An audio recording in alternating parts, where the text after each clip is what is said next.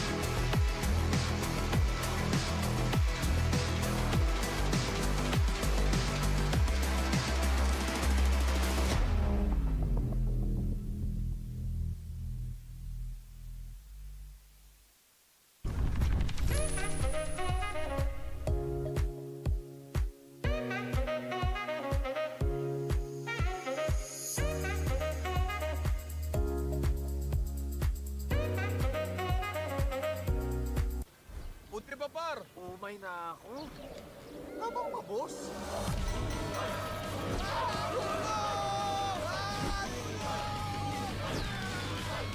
Bangis ng citrus ang kailangan!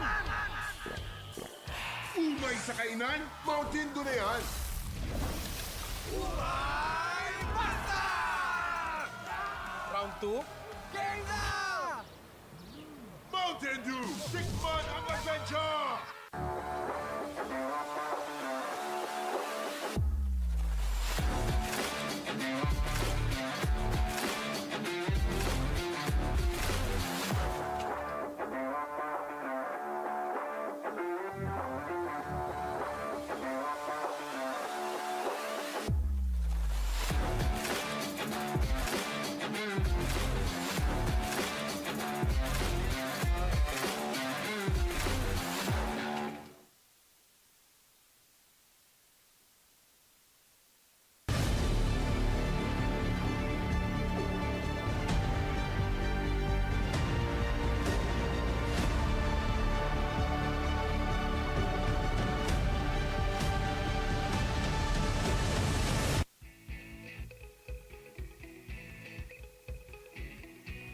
Turning your app into a business can seem like a daunting task. To date, over 1 million apps have earned money through ads using AdMob. Let's try demystifying the process. To serve ads in your apps, start with an ad network that provides you with the best global performance.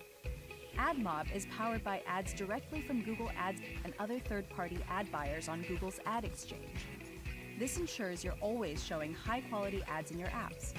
We support many different ad formats, including banner, interstitial, rewarded video, and native. They serve all types of ad content, including playable ads and video ads. Banners are fixed-size ads, while interstitials are full-page ads that appear at natural transition points. If this is your first time using AdMob, we recommend starting out with the banner and interstitial ad formats. Our native format delivers ads that match the visual style of your content while still being distinguishable as ads. This provides a near seamless integrated experience in your app. Our rewarded ad format is popular among gaming apps. It allows you to reward your users with in-app items when they watch the ad. The rewarded ad format can even help keep your users engaged for longer periods of time. To use any of these formats, first start by setting up your app in AdMob. Then, create your ad unit and specify the ad format. Next, implement the SDK, add the provided code snippet to your app, and ensure that you follow AdMob policies. You're now ready to start serving ads and earning revenue. The AdMob platform offers more than just access to ad revenue from Google and third-party partners. For example, you may want to promote your new app in your existing apps so your current users can easily discover them. This is where you might want to try our campaigns feature. Some developers use more than one ad network to source their ads through a feature called mediation. Mediation is an advanced feature that includes tools and options to optimize and maximize revenue from those ad networks.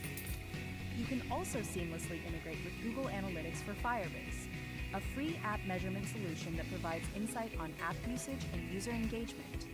By pairing Google Analytics for Firebase data with AdMob data, you can further optimize your ads and user experience.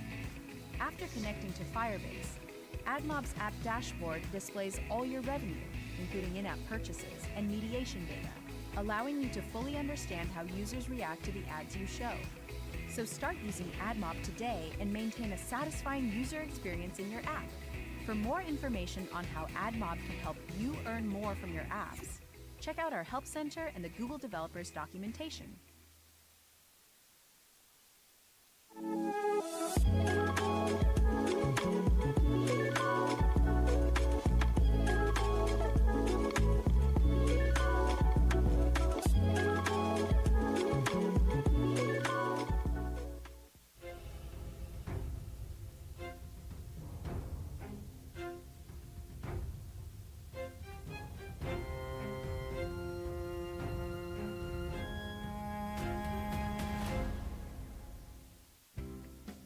XP Pen is a professional and reliable brand of graphic tablets, pen display with 15 years of brand history.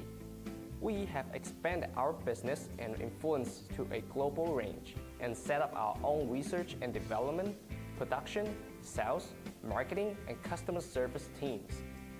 Creating value for users has always been a principle we uphold.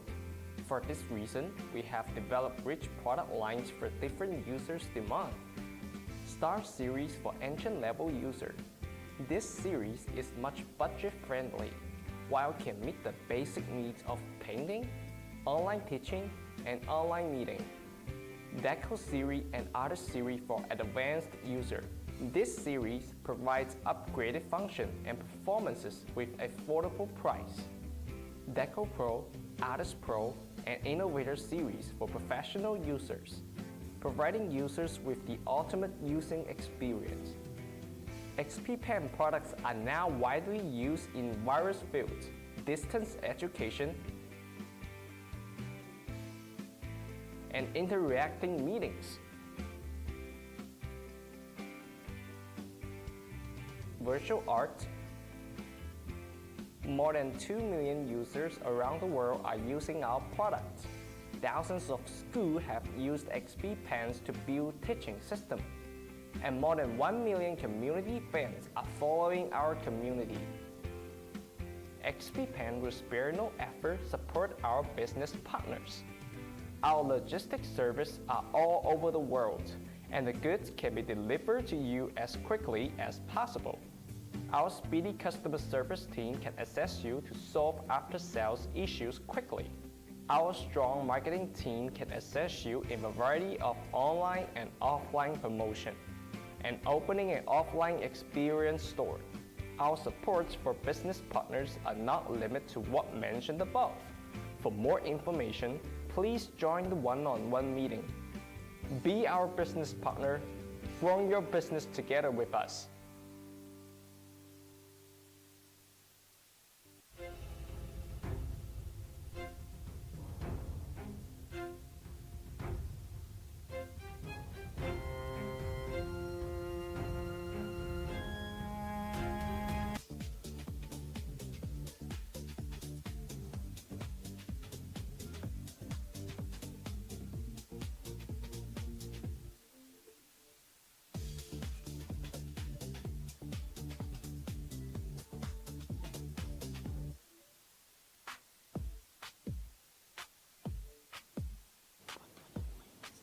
Yes, good evening everyone, gamers! Welcome to week 6 ng PGDX podcast and my name is Fatima.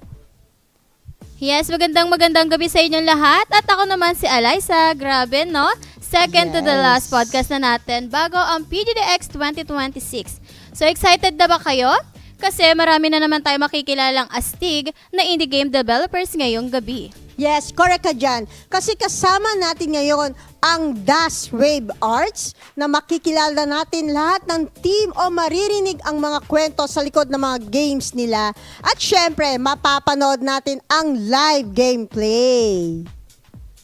Kung naghahanap kayo ng bagong indie game na susubukan o gusto nyo makilala ang mga developers sa likod nito, tamang-tama ang podcast na ito para sa inyo.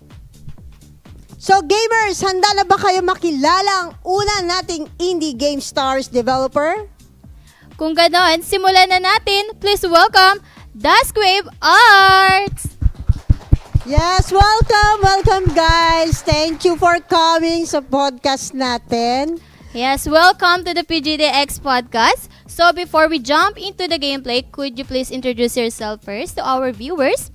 And of course, who makes up Wave Arts? What are each of your roles? And also, what's the first game you'll be showcasing tonight? Yes. So, hi everybody. Hello. I'm Blanche. I am the marketing manager of Everything Studios. We are the publishers of Just Wave Art Games.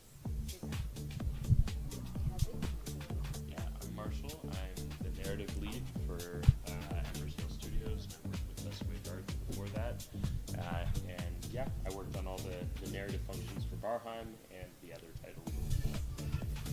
Yeah, so that's a great introduction from Das Wave Arts, no? But we're just getting started. So they have another exciting game as to share with us, right? Yes. Yes. Yes, that's right. So before we move on to their latest release, so let's first take a look at BARHEIM, gameplay proper, stuck in the present. So let's start with the BARHEIM. Can you tell us about the inspiration behind the game, madam? I think Okay. I can kind of expand on that. So BARHEIM was the team's first attempt to try and incubate in-house an idea that the team could complete in a year based on budget. And the game is basically a mix of something like Plants vs. Zombies with a bartending simulator. So, and it has this great Norse mythology kind of wackiness to it along the way. It's a really comedic game. Yeah, that's a nice game, no? So if you had to describe BARHEIM in just one sentence only, how would you introduce it to someone who's never played it before? I would say that it's probably the only bar that you're allowed to knock out your patrons. How about you, Marsha? So para lumalabas, kapag sa Bala Lobo, dito ka maglaro. Ganon. Pwede po. Lalabas lahat sa manalo. So tell us about the mechanics. So that display. Yeah, so if you're watching me play right now, I'm basically picking up drinks and I'm serving them to the patrons that are entering the bar rambunctiously. And I need to knock them out before they get to the bar and destroy it. And if I don't, they'll start to chop away at the bar, and that takes away health points from me.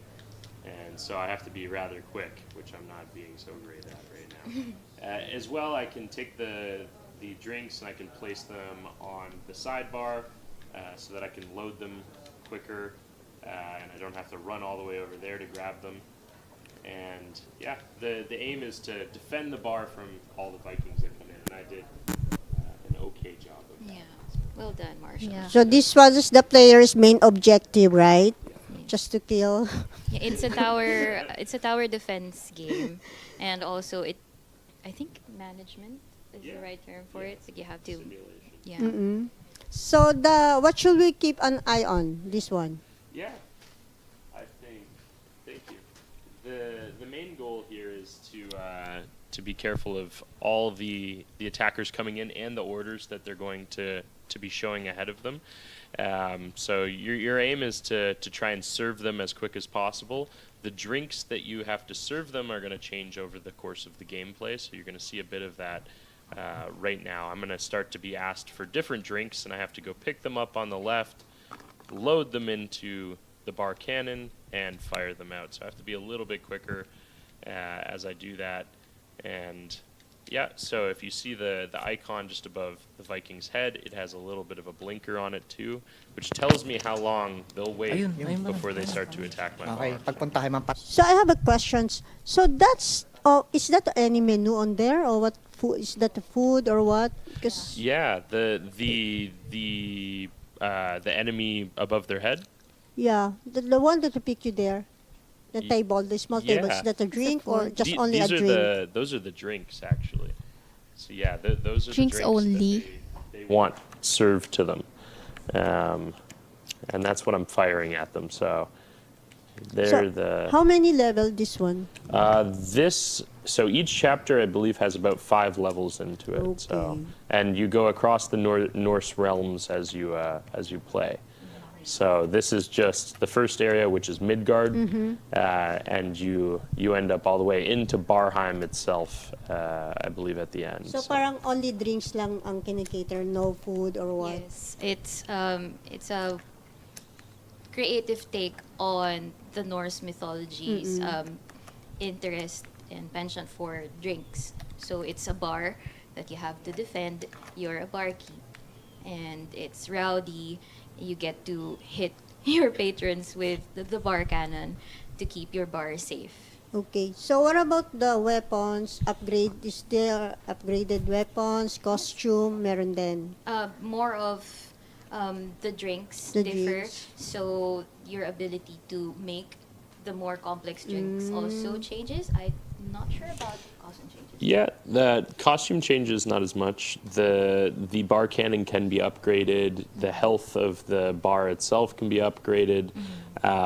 There's a couple things you can do with the drink stations that change along the way.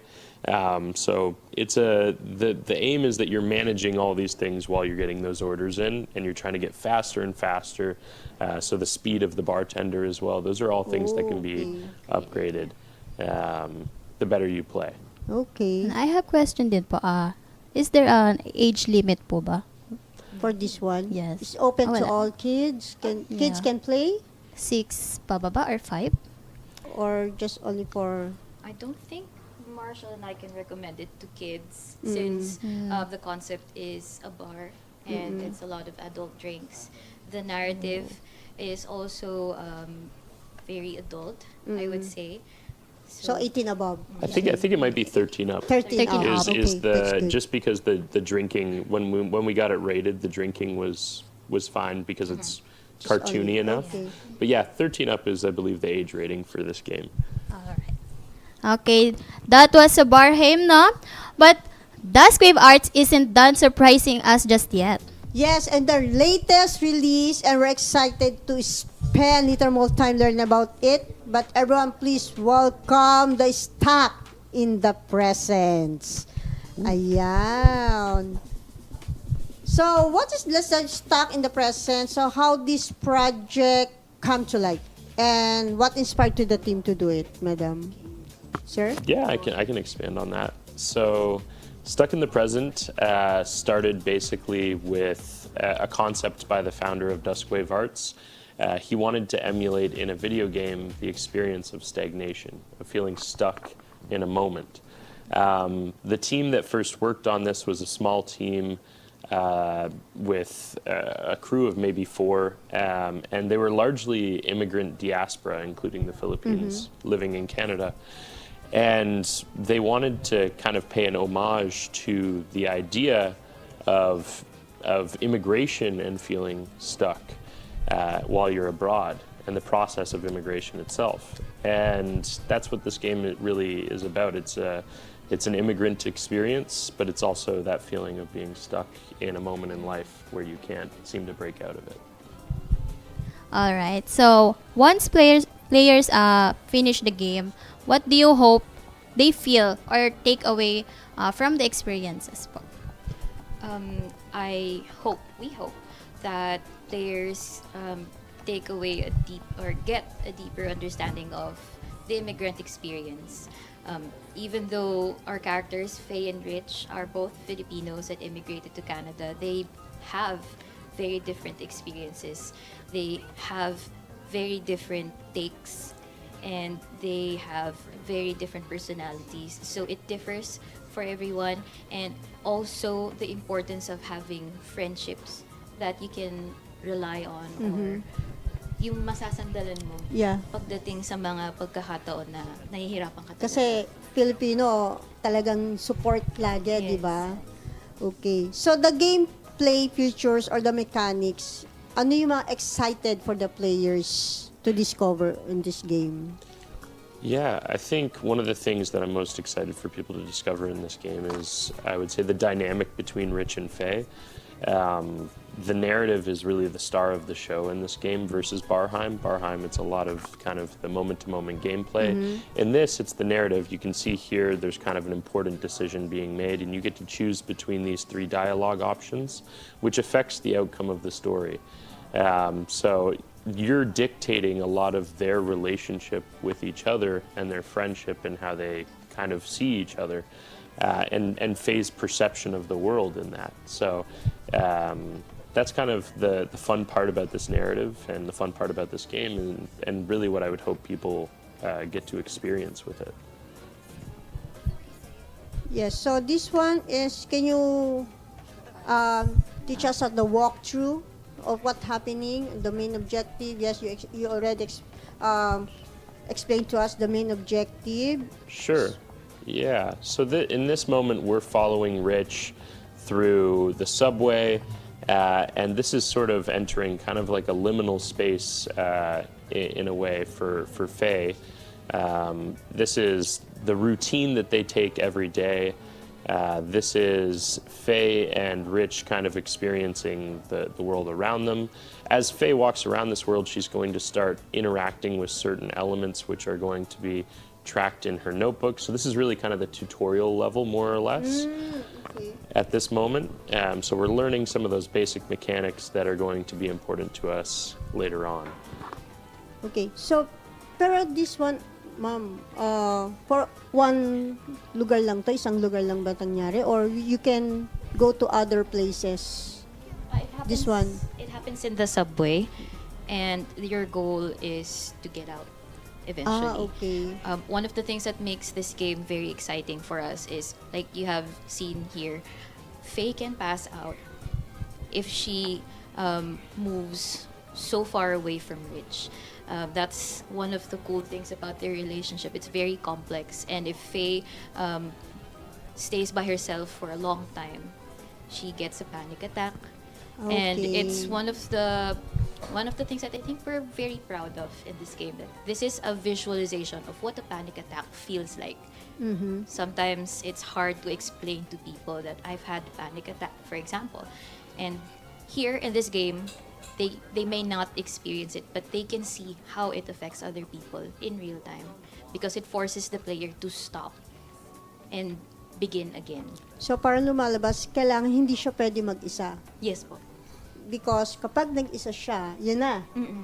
Yan na Yun yung na game yung, na ano, yung kailangan. Panic attack po Panic nila. attack Yes. or what. So, if ever these guys always there, so para Yes. yung Lagi dapat yung siya may life kasama. mo, mas It's- uusbong, parang Yeah, ganon. it's sort of connected, but not completely reliant. Yes. Okay.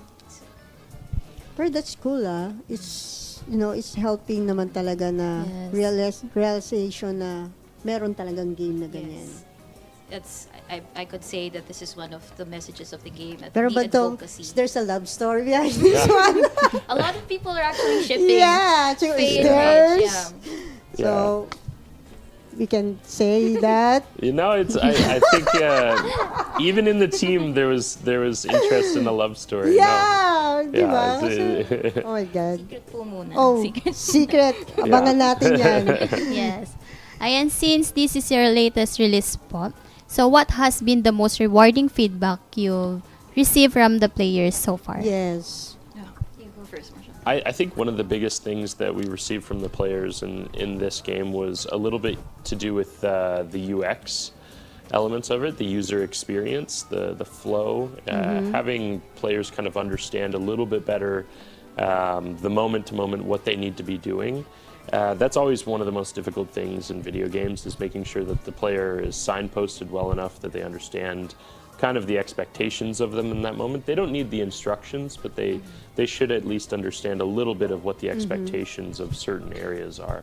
And that's especially difficult in a narrative game where you don't want to give everything away. You want the player to kind of naturally come to conclusions about what they need to do. And that's some of the best feedback that I've heard in our playtesting.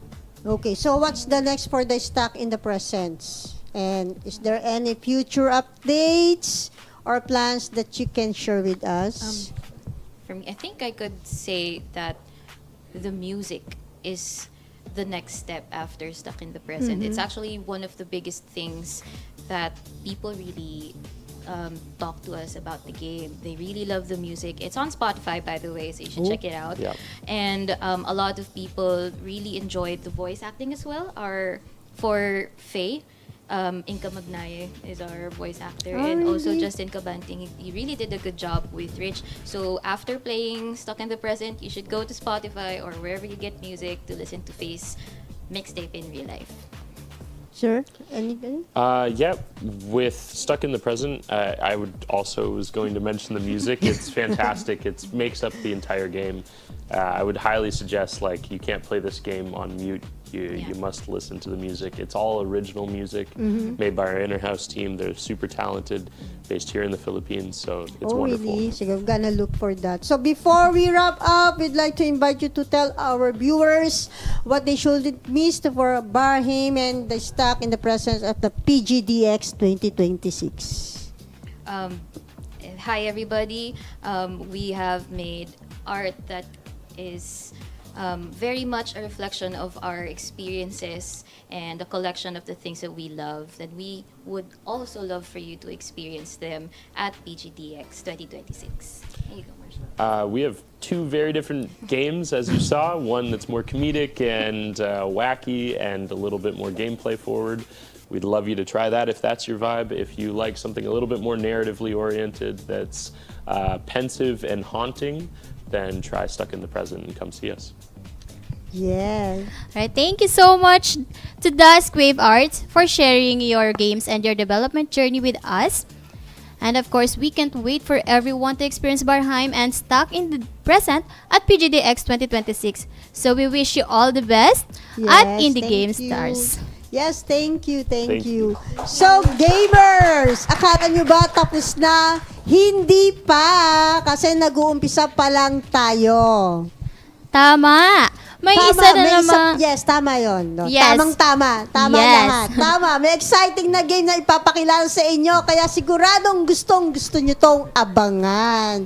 Kaya ready na ba kayo makilala ang panibagong team na masilip? Diyos ko, pumipiyok na ako na masilip ang isa naming exciting game. Ayan, kung gano'n, huwag na natin sila paghintayan. Please welcome our next Indie Game Stars developer, CoinFlip Studios. CoinFlip Studios, welcome! Yes. Welcome sa podcast. Yes, welcome sa podcast ng PGDX. So, bago tayo dumiretso sa gameplay, pakilala po muna kayo sa ating mga viewers. And sino-sino po yung mga bumubuo ng inyong team? Hi, hello, sorry. Hello everyone, my name is Louie. I am the current project manager for CoinFlip Studios. And hello everyone, my name is Alfred. I am the lead programmer of CoinFlip Studios and Circuit Breaker. yeah, so we're happy to be here.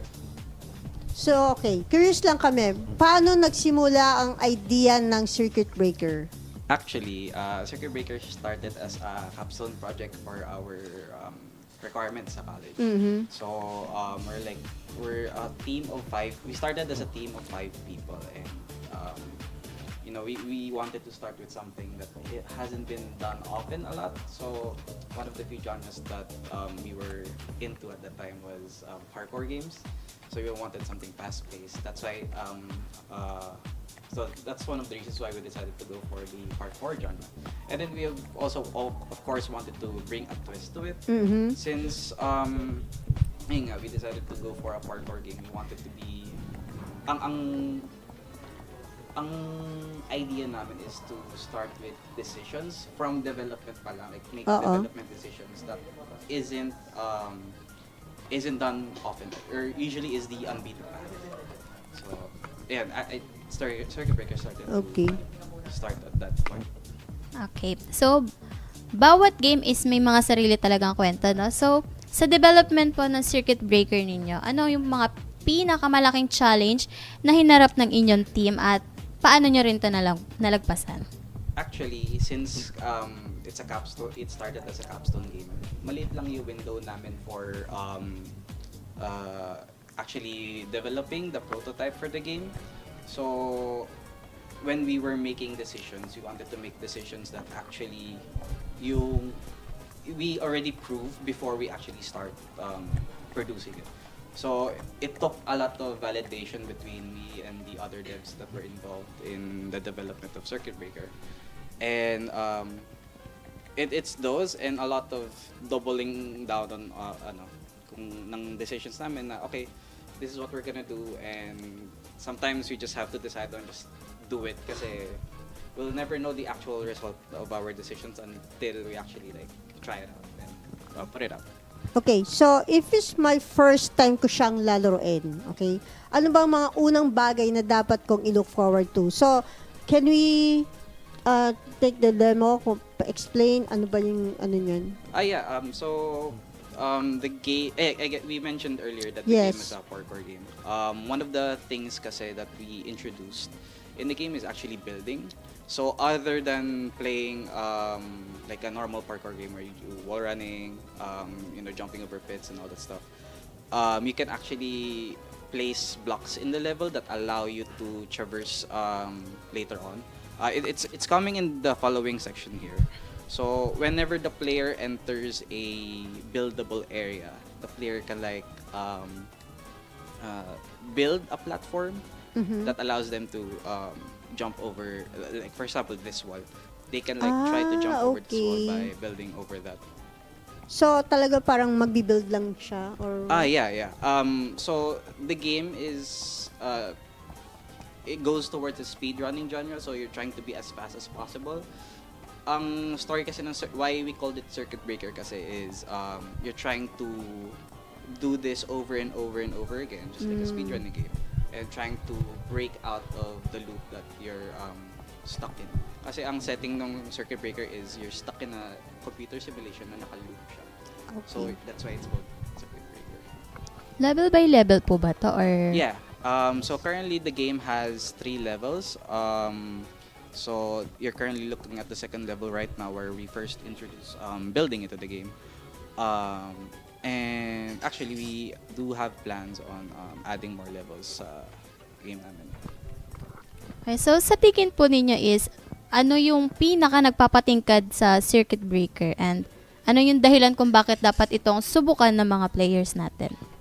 I think there from our ideas na that sparked between us in the team and behind CoinFlip, there wasn't a lot of there isn't a speedrunning community na is prevalent, at least here in the local industry.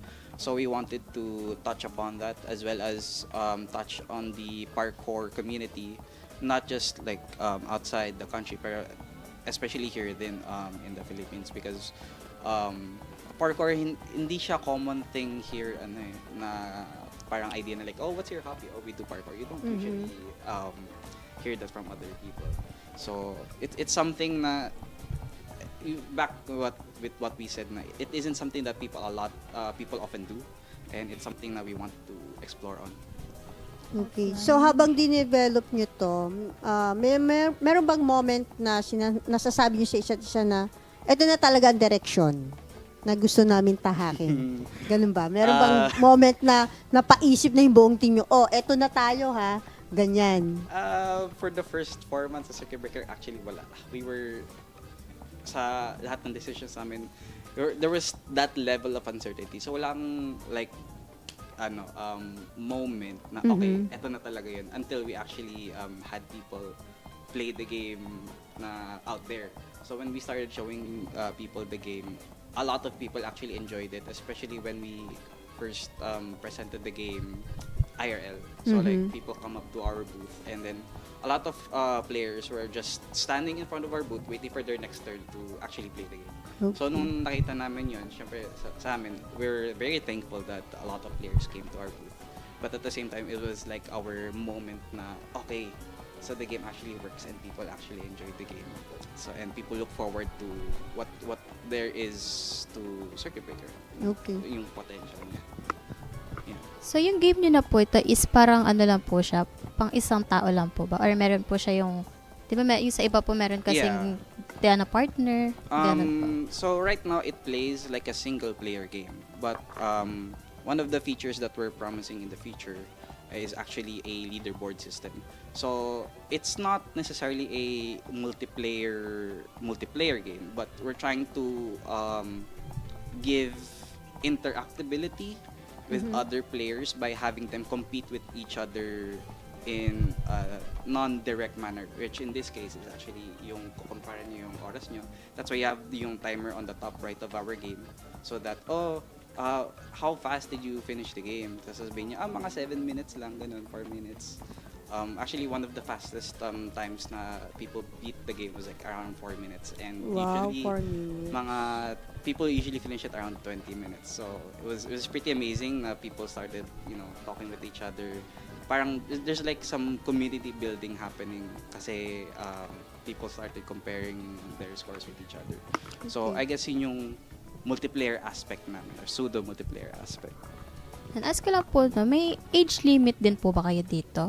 Or pwede po siya sa mga bata din? This game is available for kids din naman. We don't really have content regarding anything that is very sensitive. So we're very open naman to other. Yeah, I love that game. Ayan, syempre, ano naman po yung mga susunod para sa mga circuit breaker? May mga bago po ba kayong updates, new content, or future plans na pwedeng i-share natin sa ating mga viewers? Actually, yes. So what you're seeing right now is one of our recent updates actually to the game. So we recently reworked yung building mechanics of the game. And after that, the next thing that we had planned is actually yung leaderboards, and more so, we plan on adding more levels into the game. So currently, we have our 3 levels, and this is our 3rd level. Actually, I'm basically Alfred for like 8 minutes. He's already into it. Nahihirapan nga ako sa Nahirapan daw. But yeah, so it's the leaderboard system, more levels, and currently the game is available on itch, and in the future we'll have our Steam page up soon. So that's also another thing to look forward on. Ayan, at syempre, bago tayo tuloy magtapos, baka gusto nyo pong i-shoutout yung mga official social media accounts ninyo para ma-follow kayo ng ating mga viewers at manatili silang updated sa Circuit Breaker. At syempre, may mensahe rin ba kayo para sa lahat ng nanonood ngayong gabi? So you can follow our social media accounts in Instagram, TikTok, coinflipgames.ph. Tama diba? Yeah, Coinflip Games. Yeah, coinflipgames.ph. Also on LinkedIn. Yeah, on LinkedIn, Instagram, Facebook, TikTok. Most of the social medias that you guys touch on. A shout out to our fellow developers then. Actually, we're like at least 12 people are involved sa development of the game. So, shout out to them as well. Ikaw, Alfred, do you have a message you want to say? If you're going to PGDX, I hope you try out our game since we do have a booth, and makita niya naman si Louie doon, so yeah. Yes. Yeah, he'll be there to guide you kung Definitely, nahihirapan matatry naman nila lahat yan. Yeah. Actually, recently, a few people came up to me asking about their game ideas, and they're like really scared about putting their own game out there. Yeah. And ang message ko lang naman dun is for the people who'd want to bring an experience, wanted to bring something new, if you're trying to change the world, don't ask for permission. Just go and make your game. So yan. So gamers, we'd reach our final Indie Game Stars features for tonight.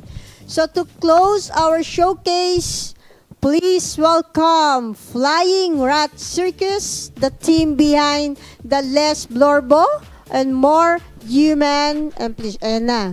Pakilala naman tayo sa ating mga viewers. Hello, hello, hello.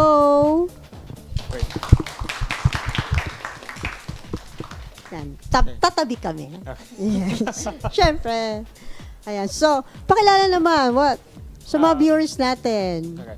My name is John Jacob Adawigan, and I am the main programmer for our team. Not with me right now is Joseph Excarcia, our game designer, and Sofia Marcado, our game artist, as well as Joseph Yalong as both our designer and our programmer as well. Okay, so the title itself is very intriguing, no? Ano ba yung concept sa likod ng Less Blorbo and isang More Human, at paano nyo naisip tong idea? It was originally a developer jam, and the theme was about time. Well, I forgot what the actual term they used for that, but it was about time management. So our game is based around that. You have a goal to do, but you also have to juggle around the very other needs that the alien needs. And you have a time limit as well. So this one yon. Yeah, you see the clock there, like 3 p.m. It's okay. Your deadline is 2 a.m. for this one. You have to answer all 20 questions on the quiz here. Hold on, there. There's like 20 questions there. And you also have to manage your needs as well, as like energy, hunger, and like their fun as well. Ironically enough, though, we created this. There was like 1 week of a like deadline for the game, the original iteration of this game, we created it in like around like 48 hours before the deadline. 48 hours, 48 grabe hours. kaya. So Yeah. this one, can you tell us more about this game? Again. Oh. So this one is, where is it? In the room or what's Yeah, the it's in the room. Hold on. I have to read this as well. Yes. So you have to make answer the questions. Yes, you have to answer the questions. If I were to like describe the game in like one sentence, it would be help alien integrate into human society by doing homework. So we all had to do it. this one, merong questions, and then you have to answer it, right? Yes. And then there's nag-clock no siya. question or what?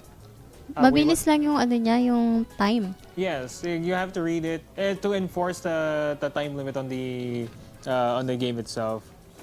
Okay, so you have to answer either of those. Or Yes, you have to answer all 20 of them. Is basically. there a right or wrong answer? Yeah, there is a right or wrong answer to it. okay. So you really do have to like read it and actually answer it. The questions itself is very basic. It pertains to like human interaction, social. So I think we designed the questions in relations to like it's easy for us because we already are integrated to like society. But like for an alien who is like rather new to like human society, it's like very foreign to them. So you have to like help them actually like. Yeah, I have a answer it. question. Why alien? We just thought of like, cute alien, And I think that was it. I actually forgot the process behind like why alien. Yeah. But it's just cute. Just cute lang. So every portion there's an answer. There's a questions. Every things you touch. No, okay. Because if you want to like fill up like say the game meter, you actually have to like play a game. So that was like Hindi lang the siya process. hindi lang po siya yung question. Yeah, it's not just the questions. May That's games just the main din. thing. The main goal of the game. But you also have to do these like other side things as well. Okay. In order to actually like help our alien So do our there's a thing. lot of games pala siya. Yeah, there's also like a lot of games as well. So, ano naman yung mga experience na gusto nyong maramdaman ng mga players? So, while playing this Less Blorbo or More Human? It would be okay from the top of my mind. At the very least, it's whimsy and also the need to help this alien out with their homework. Ooh. Okay, it gets harder because the meter's like going down. Okay. But I think I remember like all the So you have to answer all of it and then you Yes, have and to play pahirap, it, right? pahirap siya ng pahirap every question. No, it's randomized. It's It randomized. really is okay. depending, but they're supposed to be easy. Okay.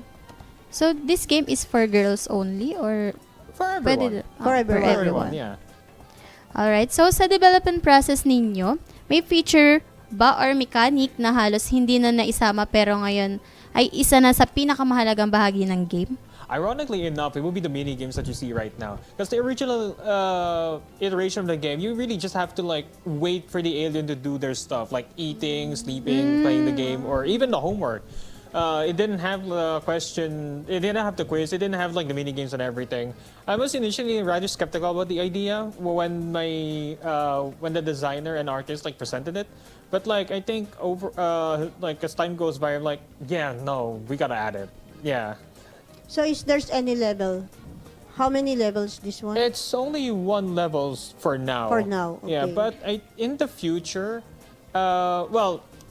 I think we would be able to create like a levels, like day 1, Yes. day 2. Yeah. Yes. I love that game. So thank you for sharing Yes. this journey with us and congratulations sa pagiging bahagi ng Indie Game Stars. Ayan. Ayan, syempre, we're excited for everyone to experience Less Blorbo, More Human at PGDX. So we wish your team the best of luck. Yes, before we go, so can you invite our viewers na bakit kailangan hindi nila palampasin tong Less Blorbo for Human sa PGDX? And yes, ano bang pwede? If you want to help this alien, Is the alien ba lumalaki? Is she growing? No. No? Like small, medium, like that? No, Wow, I don't. nag-give idea. Just level 2. Alien will grow na. Age. Oh not a my bad God. idea. But if you want to help the alien integrate into our society, like visit our booth or even play our game that's already available in itch.io. Okay. So, thank you very much sa Flying Rat Circus at sa lahat ng ating indie game stars, developers na nakasama natin ngayong gabi. Ayan. So, nakapa-inspiring na marinig sa inyong mga kwento at makita ang fashion at creativity na inilaan sa bawat game. So, we can't wait for everyone to experience your games firsthand at the PGDX 2026. And good luck sa inyong lahat at magkita-kita tayo sa PGDX. Ayan, gamers! Hindi lang gaming at esports ang naghihintay sa inyo sa PGDX 2026. Kung gusto nyong matuto, makipag-network, o mas maintindihan ang game development industry, marami rin tayong workshops at B2B sessions na pwedeng salihan. At ngayon gabi, makakasama naman natin ang ating mga leaders ng Game Developers Association of the Philippines or GDAP upang pag-usapan ang mga workshop sessions at ang mga oportunidad na naghihintay sa atin sa workshop at B2B program sa PGDX 2026. Ayan, please welcome Miss Ria Lu, President ng Game Developers Association of the Philippines or GDAP, at Mr. Norman Lee, Board Member ng GDAP. Hi ma'am, sir, welcome po. Hi, welcome po. Ayan. So ma'am, bago tayo magsimula, maaari po ba natin ipakilala ating mga sarili po upang ibahagi kung ano po ang role natin sa GDAP, ma'am? Alright, so yan, as they mentioned kanina, I'm currently the president of the Game Developers Association of the Philippines. Yeah. And I'm a board member, particularly sa academic naman. Yun. So, I represent the academic sector ng GDAP, wherein maraming share mamaya siguro, no? May mga nagpa-participate ng mga eskwelahan. Okay. Ayan, Miss Ria, bilang president po ng GDAP, bakit po mahalagang maging bahagi ang mga aspiring game developers ng workshops ng PGDX 2026? Yes, so, syempre, as a game developer, you want to learn more about game development. Most of what you learn, marami ka na natutunan in school, right? Pero if you join the workshop, dito tinuturo yung mga ginagawa namin sa industry, mga tips and tricks, mga ganon, di ba? Mga techniques, di ba? So these are, I would really encourage people to go to the workshops dahil meron kayong mga matututunan dito na hindi nyo basta-basta natututunan in school. Yeah.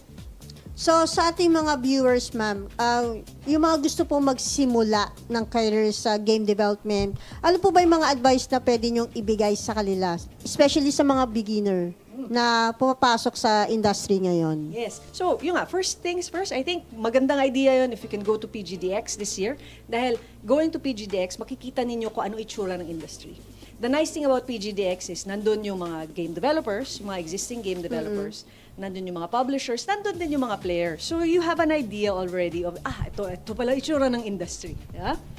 But aside from that also, continue playing. I know, paminsan mga parents do not like this advice. Pero if you're going to be in the game industry, hindi pwedeng hindi maglalaro, di ba? Yes. Paano ka gagawa ng game kung hindi ka naglalaro? Yung anak ko nga, hindi ko nga mahal. Ano ba yung ginagawa? Naglalaro, ma'am. O sige, maglaro ka na. At saka pagka, Kaysa manggulo, no, ma'am? Yeah. Laro ka na lang. At saka, ang ano lang naman, games are parang ano lang, just like anything, like pagkain or anything, in moderation. Di ba? Yes. Yan po. So, sa tingin po ninyo, ano yung mga skills na dapat pagtuunan ng pansin ng mga aspiring game developers para maging competitive sa local at international game industry? Sige, ito yung this is anong nakikita ko in the market right now.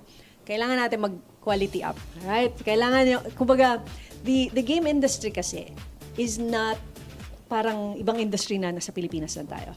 Ang game industry, right from the start, international kaagad siya.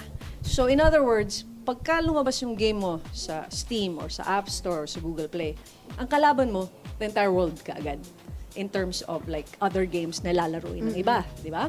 So, kung hindi tayo magsa-stand out, if your game doesn't look polished or hindi siya ganun kataas ang quality kaagad, medyo mahirap kang piliin ng mga other players, di ba? So, one thing that I would advise people is to really think of, kumbaga, don't think of yourself as, I'm a Filipino game developer, I'm starting out. Hindi. I-compare mo na ang sarili mo, ang games ninyo, yung mga nilalabas ninyo, dun sa mga favorite games na ninyo. Like, nakikita na, look at it already. Okay, simple siya na game, pero does it match in terms of quality?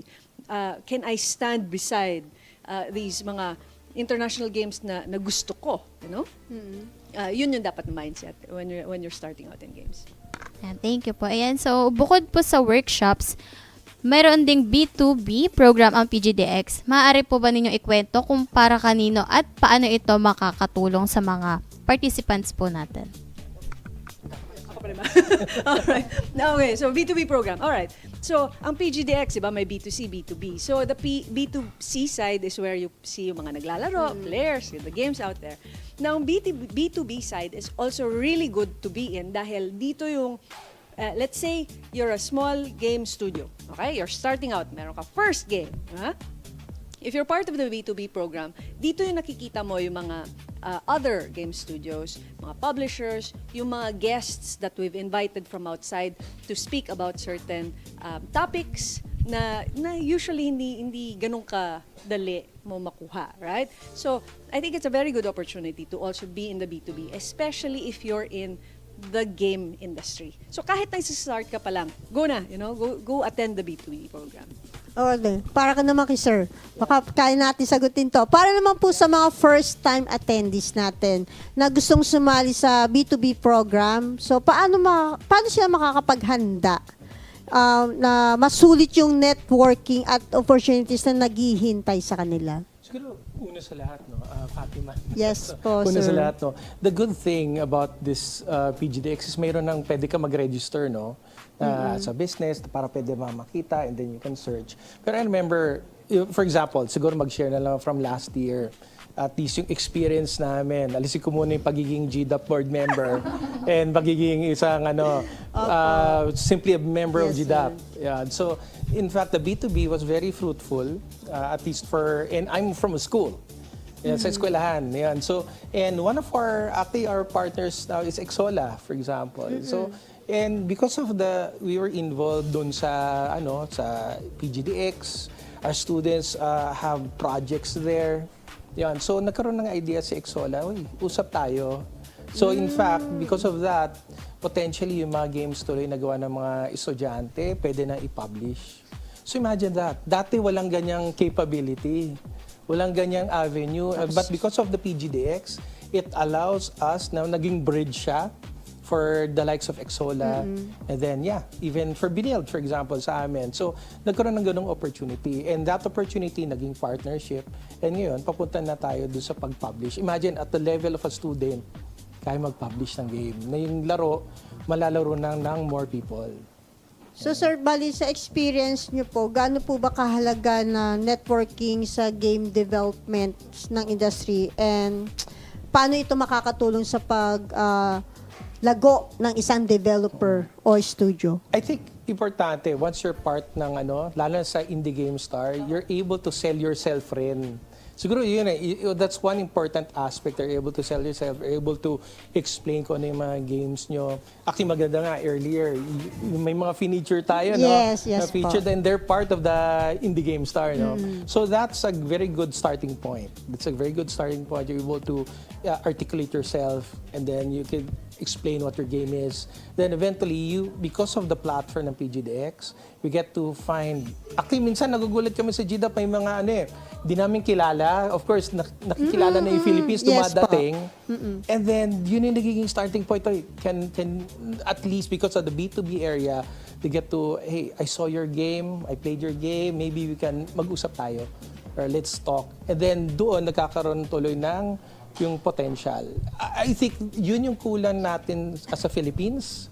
Wala tayong ganong access before. I remember, of course, kami ni Ria, medyo matagal-tagal sa industry. So, what, 14 years ago, wala yan. So, wala, parang walang ngayon lang ganyan. umaano. Oo, ngayon talaga. And I think ang ganda nga na how many indies we had last year? Like 120? 124. 124 and Ngayon now. 160. So imagine Tumaas that, siya. tumaas siya. At saka, quality din, umaakyat. Yes. So, ang next step niyan is, di ba, paano mo ngayon ibebenta outside, di ba? Eto dito sa through networking, tsaka dun ka makakahanap ng mga publishers, Yeah. mentors, di ba, mga ganon. Yun. Okay, so ito po, kamakailan lang kasi merong nagaganap na usapan. So I know you heard about it, na yung panawagan na higpitan o iba ng ilang mga video games. So ano po bang masasabi niyo doon o pananaw niyo, ma'am and sir? Ikaw muna, sir. Sige, Ano tayo dito? Tatalon ako. Sige. Okay. Ang stand ng GDAP is, wag mong iba ng games. Kasi, number one, isipin muna natin kung bakit nila binaba ng games in the first place, di ba? So, one argument is that violent video games daw cause violent behavior. Alam naman natin na hindi ito totoo. You know? Otherwise, yung 60 million players of the Philippines right now, marami nang pinatay at this point, di ba? Look how popular the first-person shooters are, di ba? Hindi. And there have been research on this topic for the past 20 years kasi hindi naman to first time na may argument na ganito eh. 20 years ago, nandito na yung argument na yan. So, syempre, over the last 2 decades, naming research niyan, di ba? Na parang, totoo nga ba? Does it really, cause violent behavior? And the evidence show na hindi. Okay? Second, bakit ba nila ibaba ng games? Ang sabi nila is that merong itong mga extremist groups daw na sa loob ng game na nang-brainwash ng mga bata. Yes, yun po. Pero banning a game, basically is parang mo sinabing, okay, merong mga pedophiles na nasa Salcedo Park. Siraduhin natin ang Salcedo Park. Did we catch the pedophiles? No. Ano mangyayari? Sinarado mo yung park, lilipat lang sila ng ibang park. Did we solve the problem? We did not solve the problem. So, does banning games actually solve the problem? No, it does not. So, ano ang implication na to pagka binan nila ang games? Actually, maapektuhan ang game industry. Because a lot of these games that were not made naman talaga din for children. There are games na mga hindi pambata. For example, one of our favorite games right now, si Mortal Kombat. Di ba? Mortal Kombat is 18+. Hindi dapat nilalaro yan ng mga 6-year-old or 7-year-old. Di ba? Yes. Pero pagka binan mo yan, all of a sudden, for example, sinabi mo, ay, wag yung Mortal Kombat kasi yan, violent, At binan ng Mortal Kombat. Suddenly, yung how many millions of players ng Pilipinas na naglalaro nitong game na to, suddenly hindi makakalaro. Hindi naman sila bata in the first place, di ba? So, can you imagine the amount of money that is lost for a game company pagka binan mo bigla ang isang game without actually thinking kung may effect ba siya on the thing that you're trying to do, di ba? So, yun yung take ng GDAP. Siguro just to add dun sa sabi nga ni Ria kanina, in the first place, kasi nga, the video games are being blamed, pero there are no study at all globally. Kasi nga, 20 years na tumatakbo tong issue na to eh. And marami ng study. Yan. So, na published, may researches that counters it, na violent video games doesn't contribute to active violent criminal behavior or crimes talaga. Pero kaya nga, we were actually in the Senate hearing last week. Kasama kami ni Ria. And yun nga, and the good thing there, kasi even the different psychologists, yung mga psychology, mga groups, they're already saying na talaga, it's the underlying factor yung kailangan tutukan. It's not the video games. Kasi kung video games siya, imagine, just even TV shows, then are we going to block Parang dun po TV talaga shows? sa Diba? mismong gumagamit po ng game. Sila po talaga yung guidance. Yes, the guidance. So, and one thing rin, kasi mga video games, for example, one of the things that is normally mentioned is Roblox, for example. By the way, I'm not a shareholder of Roblox, pero majority of the games in Roblox are not even violent. Majority hindi violent yung games. Yan. So yun nga eh. So, and and this is the thing. Ang daming nangyari nga sa Roblox. I remember may nag-viral na yung bata. And it's sad. It's sad na may pinapagawa na challenges sa bata. Yes. Yun. So, pero, Ria and I were talking kasi, syempre ako as a parent, syempre, alarm rin naman ako. Diba? I don't play Roblox, by the way. Hindi ako naglalaro Roblox. But my kid, my daughter, and my wife does. They play. So, sinabihan ko yung daughter ko, ni-remind ko. And then my daughter said, but pa, I don't even have camera access. I don't have chat capabilities. So, kind of curious ako. Yun. So, and the thing is, my wife set up yung account ng anak ko. And then I tried it out. And kasi yun nga, daming mga balita na na walang age restrictions, may access ganito. So I tried it out. I created an account using my daughter's official email ng school na 12 years old siya. Tapos, ginawa ko ng Roblox account. Yun, using that account. Pero sa cellphone niya. And I was surprised. May facial scanning. Isang ba natin nakikita yung facial scanning sa GCash? So, yung mga financial apps, di ba? Yun, Yes, so yung pag-open ng cellphone. Oo, di ba? So, Yes. ganun siya. Tapos, detect niya kung anong age ng bata. Of course, I needed to register yung age, yung birthday niya, tapos i-validate ng facial scanning kung 12 years old talaga siya. And then eventually, sineset up ko kasi I wanted to figure out kung totoo ba. Kaya nga importante, let's research. Yun, so I proceeded na add ng parent account. Nag-email sa akin, tapos I needed to create a Roblox account to verify. Tapos nagulat ako, yung on my end naman sa parent, unang tinanong sa akin, credit card or ID. Valid ID. So, I selected driver's license. So, in-scan. Parang na-remind nga ako yung e-gov, yung parang gano'n. So, in-scan yung ID ko. Tapos, after that, may facial scanning rin. So, facial scan ako, do sa cellphone, and then, na-determine that I'm an adult. Then, eventually, it led to me na verify ito ba yung kid account mo. Tapos, may feature siya. Pwede mong i-restrict. And by default kasi, since 12 years old siya, may naka-disable na, blood and gore nga, disabled So, mayroon na, by default na nilagay. So, I think yung, as a parent, siguro yun nga, it's easy to blame video games. Pero, there's a reason why, one, the rating systems are there, in place, and then may mga sinet up na ganyan. Parental controls. Parental control. So, maybe, mayroon rin dapat sense of responsibility tayo. Lalo na yung magulang. Kasi minsan yung tendency, gawa ka ng account, bigay mo sa anak mo. Kaya lang, pinapahiram yung cellphone. Mama, paano palaro? Palaro. Hindi yung mismo sariling cellphone. Yes. Ibigay. Walang control siya Walang control ngayon. kasi adult account yun Yes. Yun. So yun yung siguro sana wag iban yung And we do have before we we have a number of members who create Roblox games. And these are not even violent games. Yan. So malaki rin. Yun nga, there are things beyond this. And I do hope video games are not the ones to be blamed. Ayan. So, sa tingin po ninyo, paano po makakatulong ang tamang game education at game literacy upang mas maintindihan ng publiko ang gaming at game development industry? Well, definitely ano yun.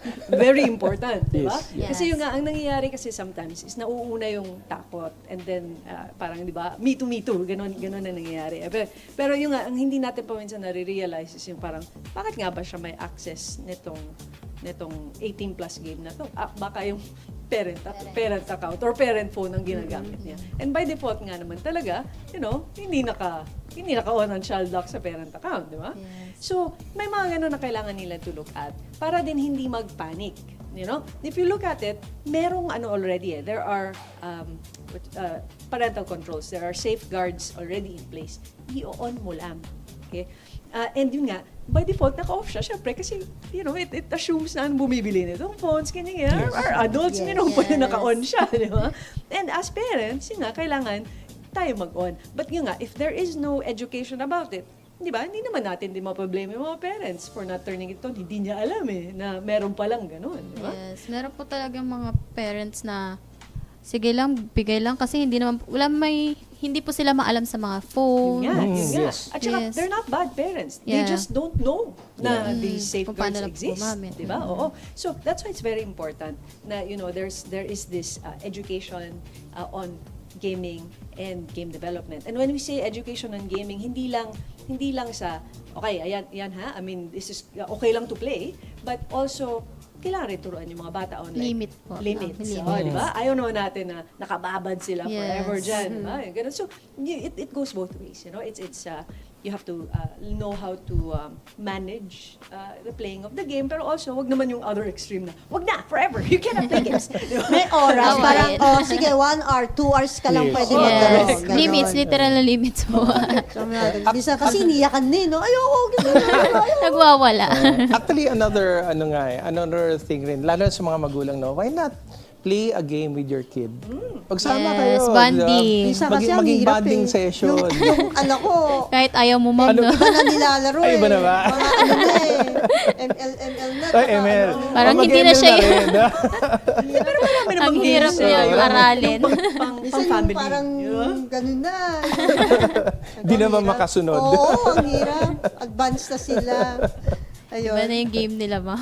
Oo, So, yan nga po. Yung last naman po natin is ano naman po yung message po ninyo sa mga estudyante, aspiring developers at gamers na gustong maging bahagi ng Philippine game development community po. Yan. Siguro, being part of education for the students. No? One of the things that we advise student na kung gusto mo maging game developer, unang-una sa lahat, no, kasi there are a lot of schools teaching game development. Of course, it's not only Benilde that teaches it.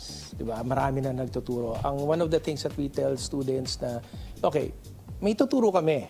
Tuturuan namin kayo paano gumawa ng game, pero sana ang gawin nyo, create games beyond the classroom. Yung parang hindi mo kailangan na kami ang mag-require na gawin nyo to, ito yung required na actually do and create games na hindi namin nare-require. Actually, marami ng mga companies ngayon nagtatanong, ano yung ginawa nyo na game na hindi ni-require ng teacher? Ganon. So, kasi bakit? It asks, ano yung passion mo Gano'n ka passionate dun sa craft. Yan. So, yun nga, there are a lot of resources na. Of course, PGDX is, I do hope they drop by the PGDX and be part of the different workshops. But the good thing about this, siguro yung compared when we were younger, na at least ako, ang daming access to information na ngayon. Yan, na pwedeng pag-anuhan ng mga estudyante, na pwedeng sila mag-expand ng knowledge nila. But moreover, to be part of this industry, mas maganda siguro, yun nga, challenge yourself, create games, and be part, I was encouraging na be part of the Indie Game Star. Send your, make a game, send it there, di ba? Maybe hindi ka makapasok ng unang year, develop your game, improve it, pasok mo ulit. Who knows? And yun ang mag-open ng door. Don't let, huwag ka tumigil to improve your craft. May you be a programmer, an artist, or whatever, a designer, importante doon, you continue to make games. I think yun yung pinaka-importante. Make games. It's not really, we tell this it's not the grades. It's not the grades yung basehan for companies to get you. It's actually your portfolio and yung output mo, ano yung ginawa mong game. Yun yung magdadala sa'yo that you really know what you're doing, that you really are passionate about this craft. Kasi mahirap gumawa ng game. Yung madali, di mas madaming game developer. Pero yun nga, yun ang hinahanap sa industry. Yan. Kung ano yung passion mo, and willing ka ba magsunog ng kilay, and yun nga, to see it and push through and ultimately develop your game. And don't stop. Ma'am Ria? I agree with Sir Norman kung anong sinabi niya because yung nga, sometimes ang nangyayari is like, ano bang minimum requirement ng school, yun lang ang gagawin ko. Ayaw natin ng ganun, right? Hindi dapat. I mean, if you're in the game industry, I'm assuming na because gusto mong gumawa ng games, diba? I mean, there are other ways, easier ways to make money, But if you're in the game industry, then that probably means that you're interested in really making games. And if you're interested in making games, huwag nyo hintayin na, kailangan ituro muna ng schools kung anong gusto nyong gawin. Like, kahit na first year ka pa lang, or kahit na high school ka pa lang, experiment already. Learn on your own, try out different things. Another advice ko sa mga estudyante, start small, wag yung sobrang agad. Wag world ka agad. But maliit maliit muna tayo na game. And then, work your way up. Kasi then, that's also a way for you to motivate yourself. Kung sobrang laking game ka agad, parang MMO eh. Hindi mo Gusto naman gumawa ng tapos, MMO. diba? Tsaka hindi mo matatapos. Hindi mo matatapos. Ang the best parang way to make games and get better at games is yung kung ikaw mismo binibigyan mo sarili mo ng opportunity to keep winning. And for each game that you finish, di ba, may sense of accomplishment na parang, natapos ko na yan. Next, And the more you get that feeling, the more you're more confident to create more games. So yun. Yeah, siguro dagdag ko lang, Yes, last na lang. Maybe for those who are interested to jump into, let's say, taking on a college degree na game development, kasi meron na tayo nun talaga for the past 15, 16 years, nag-exist na siya. Aside from that, what you get from school is actually the mentorship. Yun yung importante, yung mentorship eh. Kasi minsan, of course, you follow YouTube, wala kang mapagtanungan eh. If you're if ever there's students who are in the game dev program, maximize your teachers. Then we tell this to students rin eh. Lalo kanya may siblings ka, gumawa ka ng game, palaruin mo doon sa mas bata mong kapatid. Yun. Moreover, we tell this to parents, lalo kung it's a game development program. If yung anak mo walang pinapalaro sa yung game, there's a problem. Kasi ibig sabihin, hindi siya gumagawa ng game. Ang habol lang niya yung sabi nga ni Ria na yung grade lang, yung minimum lang. Yun. So kaya we tell parents, parents, be involved sa education ng anak nyo. Give support. Kasi yun nga, normally itong mga bata, minsan yung traditional pa natin, maging lawyer ka, maging ganito ka. Ito, magiging game developer ka, di ba? So, try and support them. But at the same time, maybe laruin nyo or expect mo na maglaro ka ng game na gawa nila. Ayan. So, yun. So, siguro yun yung maganda. At saka, paggagawa ng game, hindi ganun kadali, Yes. May art, may programming, ang dami niyang parts. Dami. So, level by level naman. Oo. At saka yun nga, ang dami-daming iba-ibang parts of the brain na umaandar dito. In fact, yung mga games ngayon, ang security ng some of the games, mas grabe pa kaysa sa banking app. Kasi nag-hack ang mga tao kahit na-push na yan. But, because it's that hard also, my advice to yung mga parents or yung mga friends ng mga game dev students na naglalaro, i-appreciate nyo naman sila. Naghirapan nila yan. Hindi yan laro-laro lang. Just clap and Maybe a game. Yun yun. Laro pa, even if laro siya, hindi laro-laro yung game. Yes, wag na lang maging basher, diba? Wag na lang maging basher. Support lang. So, ayan. So, thank you very much, Sir Norman and Ma'am Ria again from GDAP sa mga experience na share nyo sa mga experience namin na kaalaman nyo. Ayan. At syempre, mga insights. Ayan. Syempre, sa mga tungkol din po sa mga game development na pwede rin maging oportunidad. Ayan, sa naghihintay sa PGDX 2026. Ayan, gamers! Kung gusto nyong matuto mula industry experts, makabuo ng valuable connections, at mas maintindihan ng game development industry, siguraduhin huwag palampasin ang PGDX 2026 workshops at B2B program. Yes, and syempre, thank you very much sa lahat po ng Indie Game Stars developers na nagbahagi sa kanilang stories at syempre amazing games ngayong gabi. Kung excited na kayo makasama sa PGDX 2026, siguraduhin ninyo mag-register na sa ating Mosaic. That's right. Mosaic is PGDX official event platform. This is where your PGDX journey begins and where you'll officially become part of the PGDX 2026 community. At syempre, bakit ba mahalaga ang registration? Dahil bawat registration ay nagpapakita ng suporta sa Philippine game development community, and habang mas marami ang registered attendees, mas nagpapakita nating lumalakas ang gaming industry as maraming opportunities na nagbubukas ng pinto sa local game developers. Yes, plus, if you're planning to join our giveaways, you'll need to register through Mosaic to claim and redeem your free PGDX one-day Expo Ticket. At kung first time nyo mag-register, huwag kayong mag-alala. Mabilis at madali lang ang proseso. Sabayan nyo kami. Step 1, open your browser and head over to Ayan. And step 2, ilagay ang inyong basic information tulad ng inyong pangalan, email address, edad, at iba pang kailangan detalye. Step 3, double check the information you've entered, then click continue once everything looks good. At syempre, ang step 4, kapag humingi ng access ang inyong camera, ay i-click ang allow, kunan ng inyong photo, i-check ang confirmation box, pagkatapos ay i-click and join para makumpleto ang inyong registration. And that's it. You're officially registered and one step closer to experiencing everything PGDX 2026 has to offer. At kaya kung gusto nyo makapaglaro ng exciting games, makilala ang iba't ibang games developers, makiisa sa aming gaming community at mag-enjoy ang lahat sa activities ng PGDX at huwag kalimutan mag-register sa Mosaic. Ayan, every registration helps support the Philippine game development community, so don't miss your chance to be part of something bigger. At mag-register na sa Mosaic at kita-kits sa sa PGDX 2026. Ayan, it's giveaway time. The first 5 qualified viewers will each win a free PGDX one-day Expo Ticket. At para makasali, sundin lamang ang mechanics na ito. Mag-register sa official Mosaic PGDX registration page. Ayan yan. Then screenshots.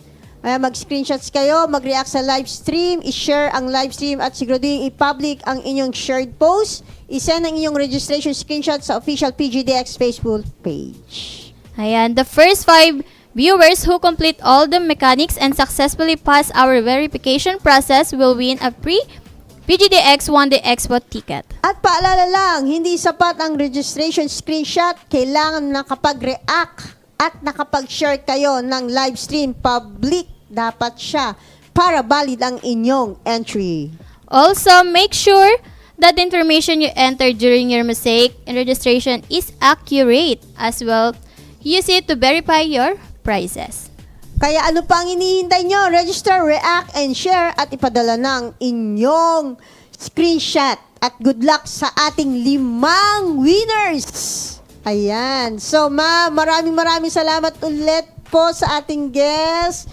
Ayan, sir, baka naman po last na sa ating viewers.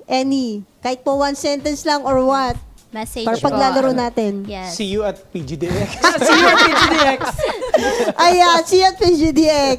Ayan, at sa lahat ng aspiring at current game developers, huwag tumigil sa paglikha.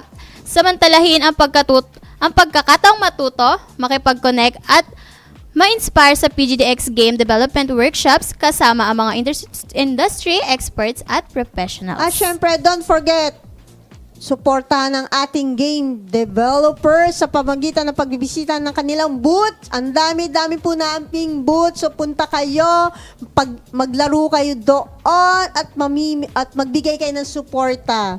Okay? So, see you again at see you sa PGDX 2026 on July 24 to 26. Siyempre, again, maraming salamat po sa panonood. Kita-kits tayo and keep gaming, keep creating at sama-sama natin suportahan ang Philippine Game Development Industry. Ayan. So, good evening everyone. Ayan po. So, maraming salamat thank again, you so much madam. po. See you again. See you again, guys.